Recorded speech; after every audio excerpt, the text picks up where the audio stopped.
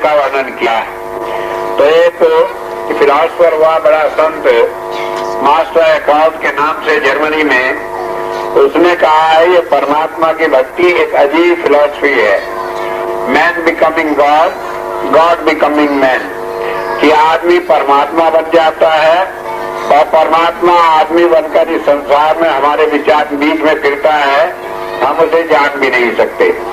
तो कैसे आदमी परमात्मा बन जाता है, कैसे अंतर की साधना के द्वारा हमारे अंदर वो शक्ति आ जाती है, जिसे कबीर साहब ने कहा, कबीरा मन निर्मल भया जैसे गंगा नीर, पीछे पीछे हर फिरे कहत कबीर कबीर, कि मेरा मन पवित्र हो गया। कैसे पवित्र हो गया कि अंतर साधना के द्वारा मन की मैल उतर गई और उसके बाद परमात्मा मेरे पीछे पीछे फिरता है कि कहो कबीर बताओ तुम्हारी कोई इच्छा है। आजकल मैं वेदों का अनुवाद कर रहा हूँ तो कई बार दिमाग चक्कर काट जाता है कि वेदों के ऋषियों ने अपने अनुभव को कितने सुंदर ढंग से बयान किया है।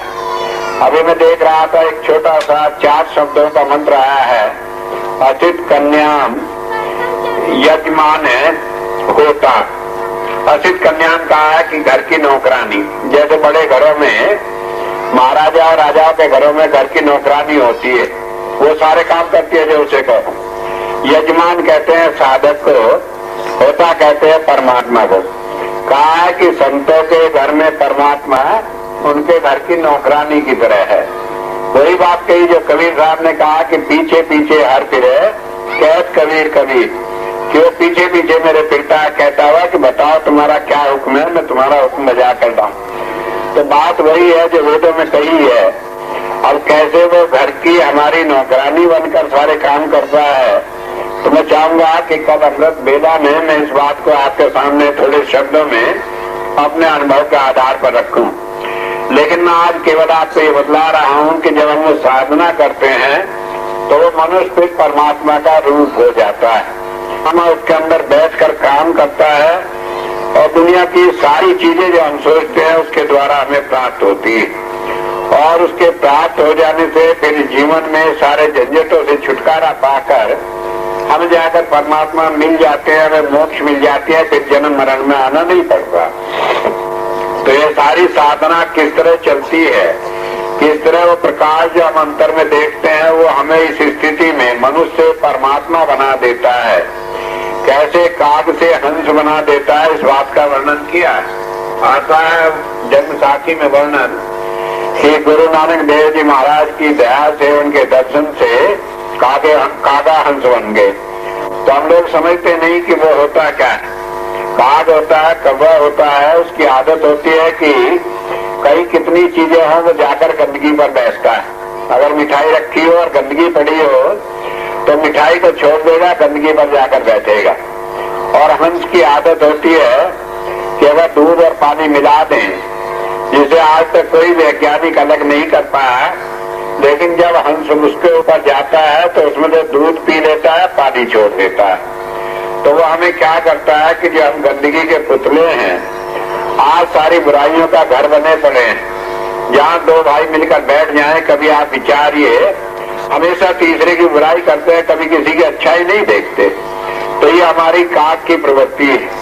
और जब हम संतों की शरण में जाते हैं तो वो हमें हंस बना देते हैं कि हम दूसरों की बाइयां न देखें, उनकी अच्छाइयां देखें। बुराई भराई हर एक के अंदर भरी पड़ी है, लेकिन अगर हम किसी की बुराई देखते हैं तो वो बुराई हमें आती चली जाती है। As you think so you become, जैसा हम सोचेंगे, जैसा हम देखेंगे, वैसे ही बनते चले जाएंगे।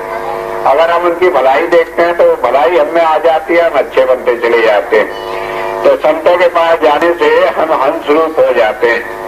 और इस मंत्र में जो कि बताया कि संत का, साधक का रूप, कि वो हंस का हो जाता है। वो क्या साधन है, किस तरह वो हंस का हो जाता है,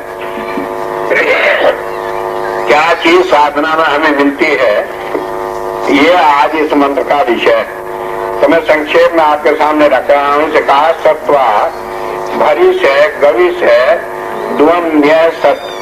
तो कहा कि वो अंतर में जो ज्योति हमें प्राप्त होती है, तो उसे कहा सत्वा। सत्वा कहते हैं वो परमात्मा का रूप है। परमात्मा का रूप कैसे है कि जब हम उस ज्योति के साथ जुड़ जाते हैं तो उससे हमें अंतर में परमात्मा का दर्शन हो जाता है।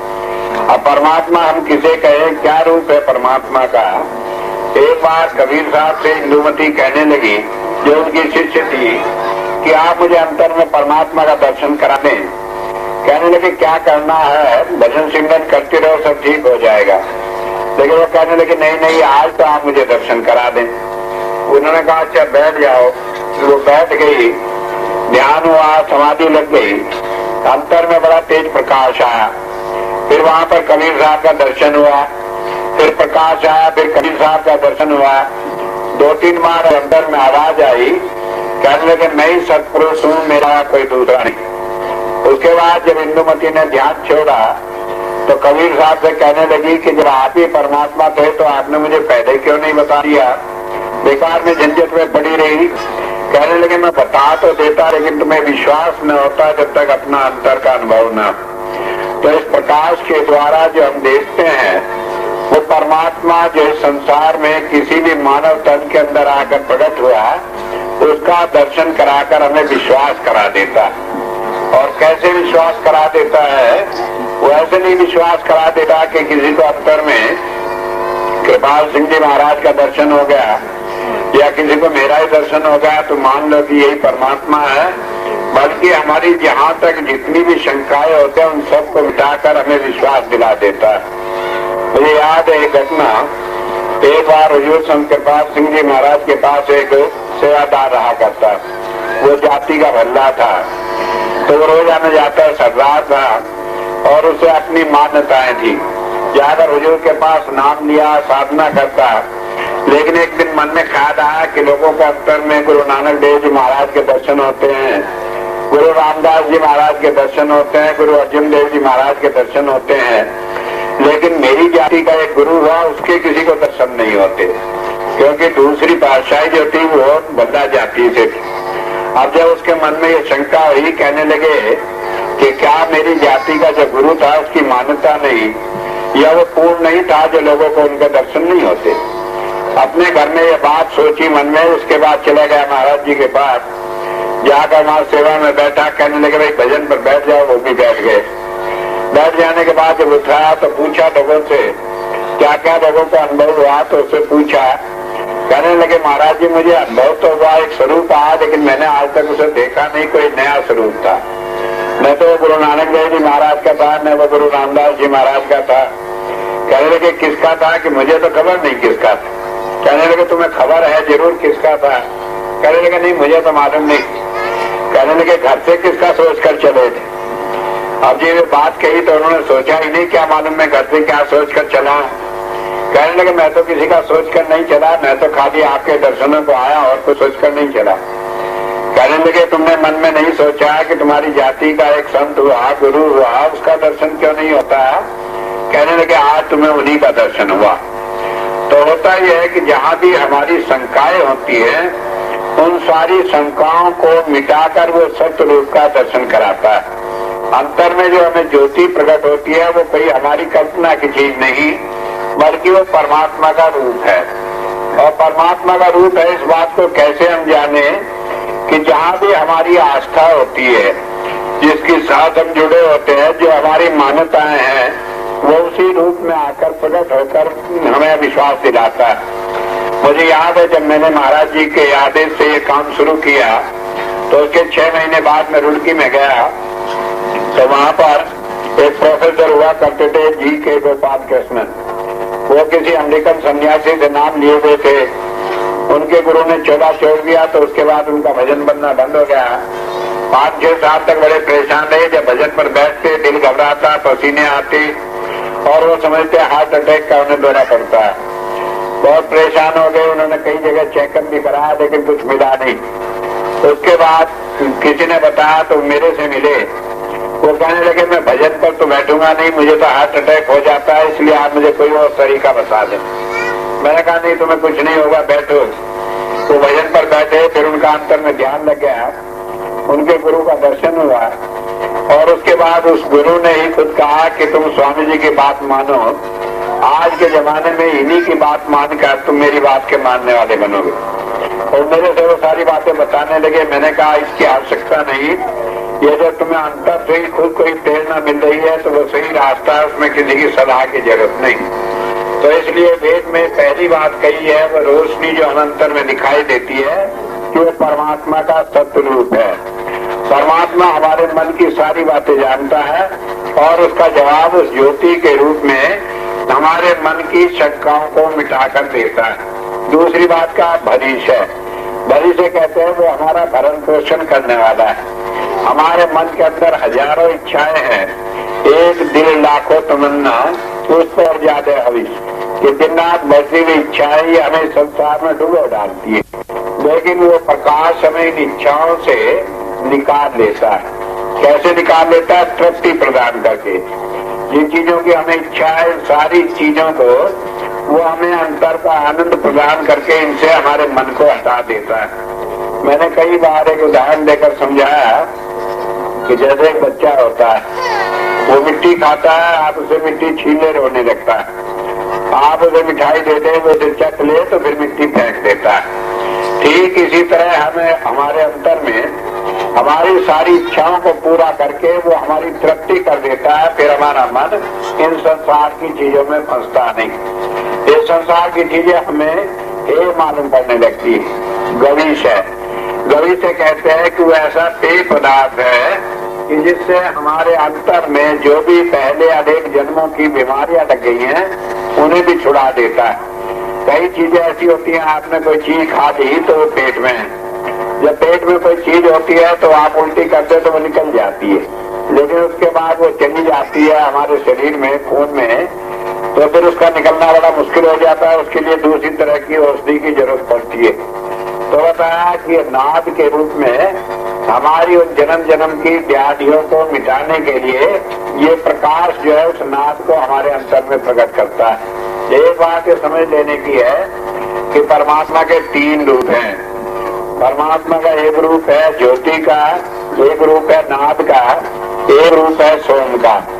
और जब हमारे पास ज्योति आ जाती है अंतर में तो उसी से सारे प्रकाश ही आते चले जाते हैं। पहले प्रकाश आया, फिर नाद आया, फिर सोम आया और संत प्रकट होता है। फिर हमारा विश्वास उसी रास्ते पर बढ़ता चला जाता है। कल मेरे से एक भाई मिले तो कहने लगे जी प्रकाश का रास्ता तो मेरा बड़ा अच्छा है। और उन्होंने जो अपने अनुभव बताया उससे मालूम पड़ा कि वो ठीक रास्ते पर चल रहे हैं। कहने लगे मुझे नाद नहीं आता, आवाज सुनाई नहीं देती। तो मैंने उन्हें बताया कि इसके बाद ये प्रकाश अपने आप नाद के साथ जोड़ देता है। तो इसमें कहा गवीश है कि ये जो प्रकाश है ये हमें नाद के साथ जोड़कर हमारी जन्मों जन्मों की जितनी कलुषिमा है, जितना हमारी गंदगी है, उस आत्मा की गंदगी को निकालने वाला है। और आगे कहा है ईश है तुरन्य सत उसत सब सयात। कहा ईश है कि हमारी आत्मा के लिए भोजन है। जैसे कि मैंने बताया था कि हम परमात्मा को खाएं, परमात्मा प्रकट हुआ प्रकाश रूप में तो भी हमारी आत्मा का भोजन है। और कहा कि तुरन्य सत कि ये वेगवती है। हमारे मन के अंदर कोई ख्याल पैदा हो तुरंत ही वो उसे जान लेता है, कोई चीज उससे छिपी हुई नहीं रहती। मैं एक बार न्यूयॉर्क में था तो एक आश्रम में गया, आनंद आश्रम में। वहां पर मैंने कई आदमियों को दीक्षा दी, करीब 54 आदमियों को। तो वहाँ आश्रम की जो मैनेजिंग डायरेक्टर थी वो औरत थी एक आयरलैंड की, बड़ी चतुर औरत थी, काली की उपासक थी। जब उसे भजन पर बिठाया तो थोड़ी देर बाद वो बड़े जोर से चिल्लाई।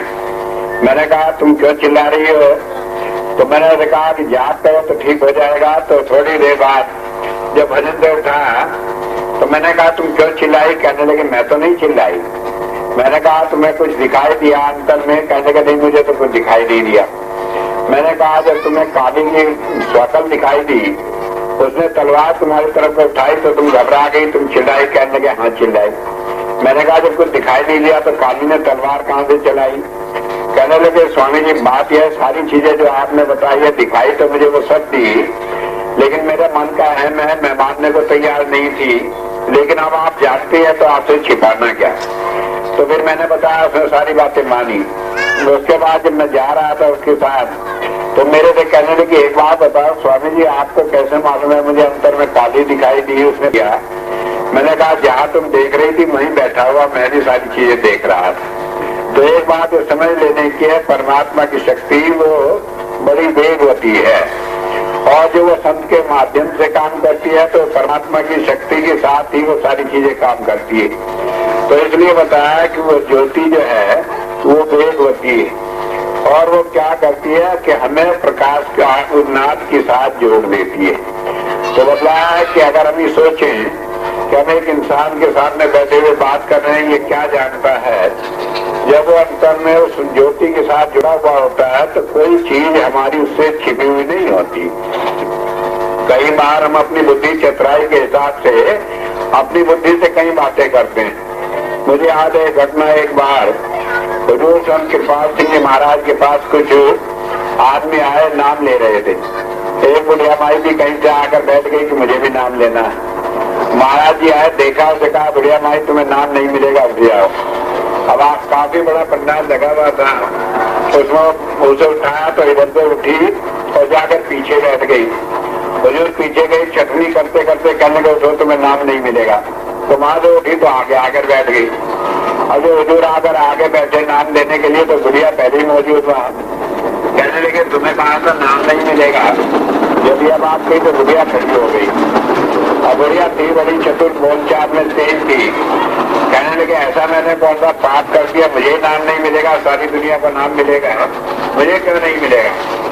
कहने लगे माई तुम्हें नाम नहीं मिलेगा, अच्छा है तुम ऐसी बात को रहने दो। कहने लगे आप तो ऐसे करते हैं जैसे मैंने कोई बड़ा पाप कर दिया। जब ये बात कही तो हुजूर कहने लगे बता दो क्या पाप किया है। कहने लगे बता दो मैंने कौन सी चोरी की है। कहने लगे अच्छा ये बता दो कितने आदमी की हत्या की है। कहने लगे मैं कोई हत्यारी नहीं हुई थी, हत्या की। कहने लगे तुम दाई का काम करती थी और जब किसी के यहाँ बच्चे होते तुम्हें लोग बुलाते थे तो तुम्हारे कान में कह दिया करते थे कि लड़की हो तो जरा समझ से काम लेना, क्योंकि कई औरतें नहीं चाहती कि उनके घर में लड़की हो। और समझ से काम लेने का मतलब था कि बच्चा जब पैदा हो तो गला वला घोच कर उसे मार दो, खत्म हो जाए। तो कहते हैं कि पैदा होने में ही मर गई तो लड़की से पीछा छूट जाए। कहने लगे इस तरह तुमने कितने बच्चों को मारा है। कहने लगे मैं तो नहीं मारा। कहने लगे तुमने 35 को मारा है। अब जब ये बात कही तो वह कांप गई कि मैंने सारी जिंदगी में जो काम किया वो इन्हें सब क्या मालूम। कहने लगे हुजूर जो कुछ कर दिया, लेकिन आप तो दयावान है, अब तो दया कर दें जैसे छुटकारा हो जाए। तो एक बात ये समझ लेने की है कि वो वेगवती धारा, वो प्रकाश हमारे अंतर में परमात्मा की दया से जब काम करता है तो वो हमारी सारी चीजें जानता है, कोई इससे छुटा नहीं।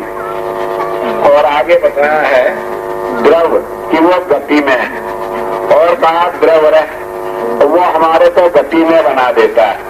जब हमारी आत्मा उसके साथ जुड़ जाती है तो आत्मा की सारी मैल को काट देता है और हमारे अंदर ये ताकत आ जाती है कि हम सारी बातों को जानने वाले बन जाते हैं।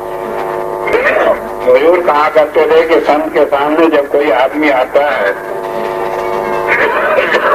तो उसके सारे कर्म ऐसे देख लेते हैं जैसे वर्तमान में रखे हुए अचार को हम अपनी आंखों से देख लेते हैं।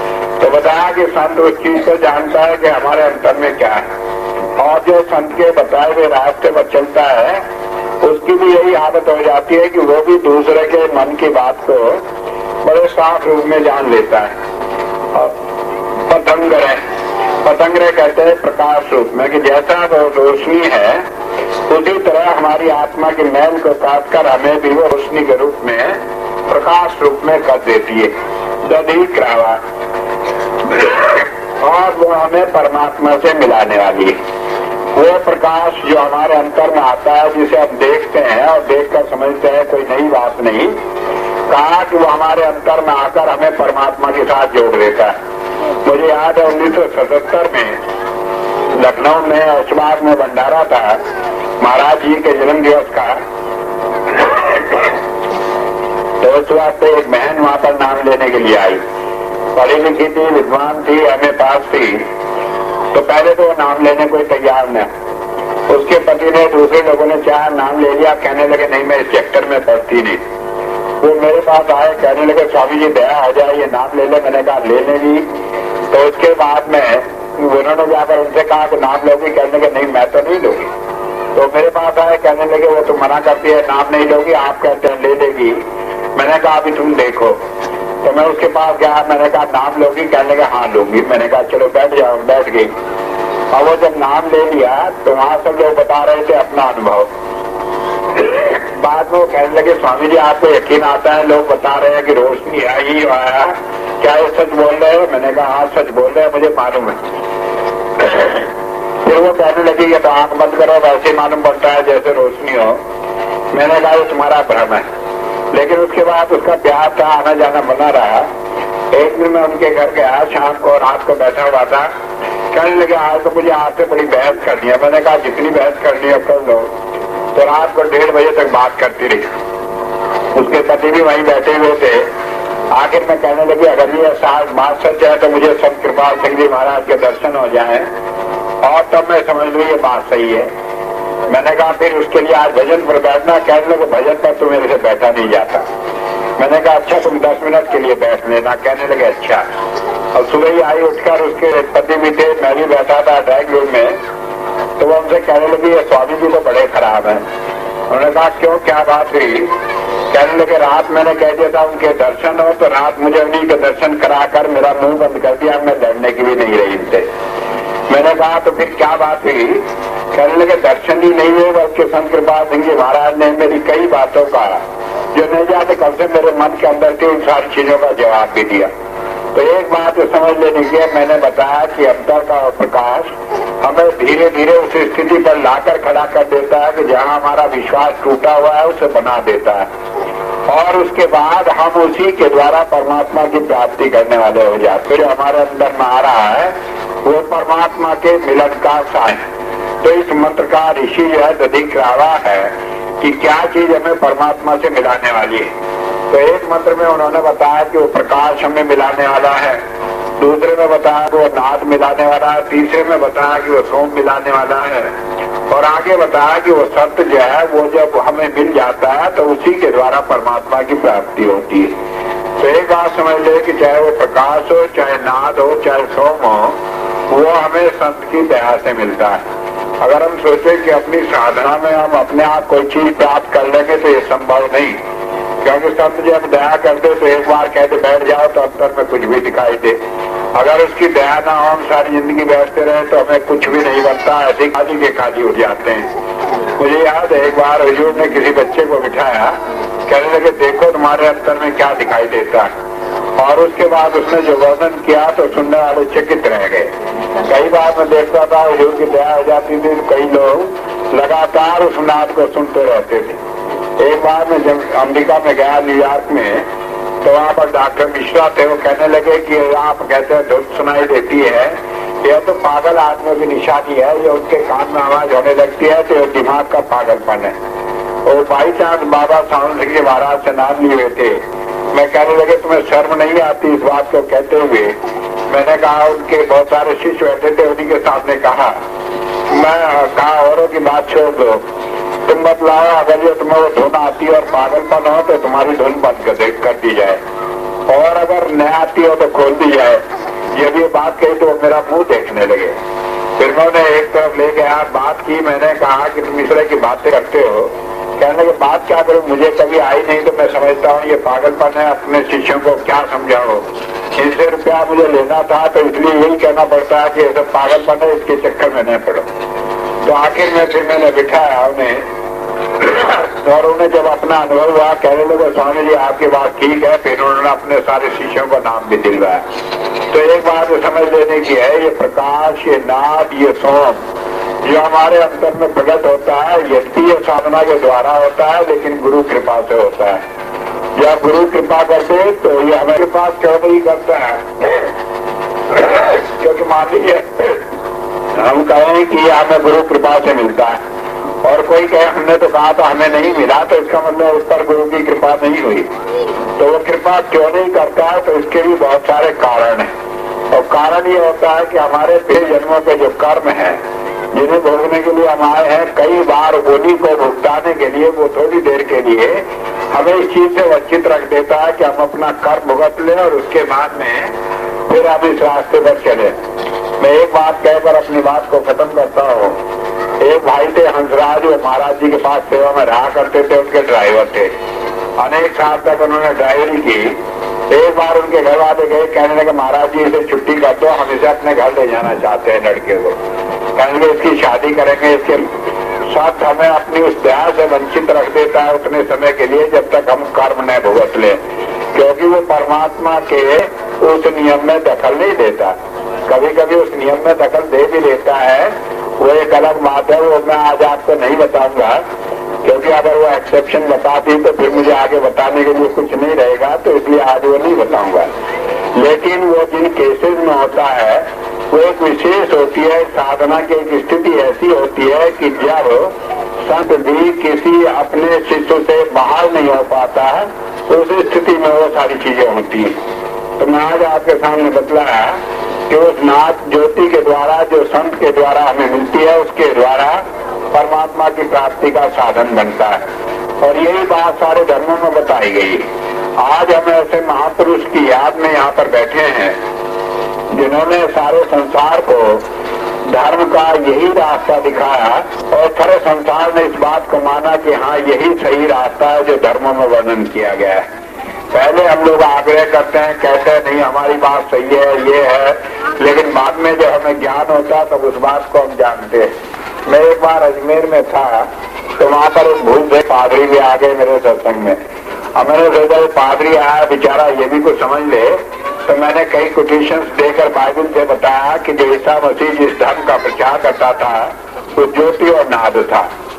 तो जब मैंने वो बात कही तो मेरे से चिढ़ गया, और बाद में वो कहने लगा कि आपने जो बात कही है बाइबल से ये सारी गलत है। मैंने कहा गलत है तो आप बता दो सही कौन सी है। मैंने कहा जब ईसा मसीह को नामदान दिया गया था तो बाइबल में आता है वो पानी से बाहर निकल आया, तो इसका मतलब पानी बहने की आवाज उधर सुनाई थी, वो उससे ऊपर आ गया। कहने लगे नहीं ये तो बात ठीक नहीं, बल्कि पानी में खड़े होकर दीक्षा देते थे तो उसे वहाँ नदी में खड़े होकर जॉर्डन नदी में दीक्षा दी तो फिर उसके बाहर निकल आया। मैंने कहा बाइबल में, कहने लगे हम भी ऐसे ही करते हैं कि लोगों को पानी में खड़े होकर दीक्षा देते हैं। मैंने कहा बाइबल में लिखा है कि अब तो मैं इससे दे रहा हूँ दीक्षा, जो मेरे बाद आएगा वो आग से दीक्षा देगा। तो मैंने कहा आग में भी किसी को खड़ा करके तुमने दीक्षा दी कि नहीं दी?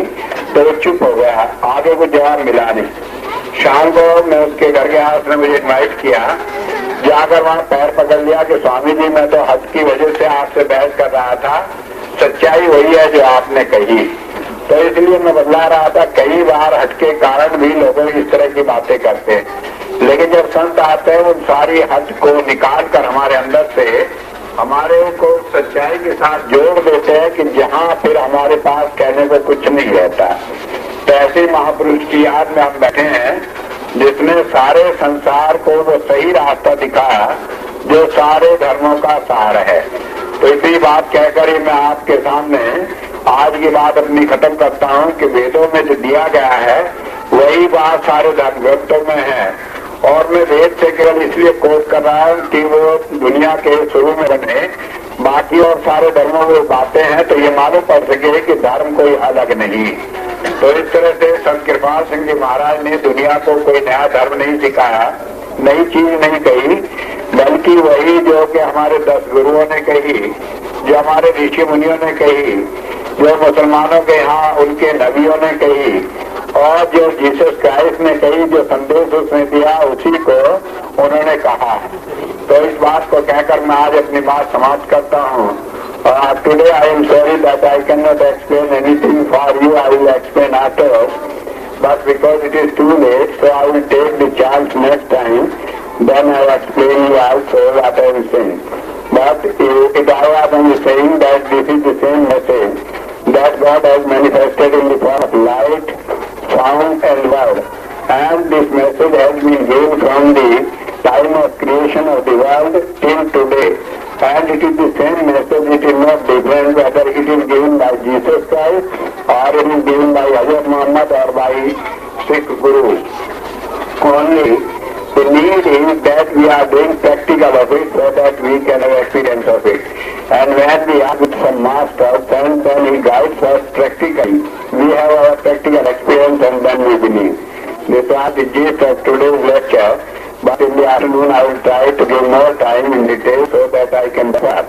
To go down and you can know how this message has been given at the time of creation, how it is continuing with the same tradition, with the tradition of master. तो इस तरह से संतों का जो रास्ता है वो कोई नया रास्ता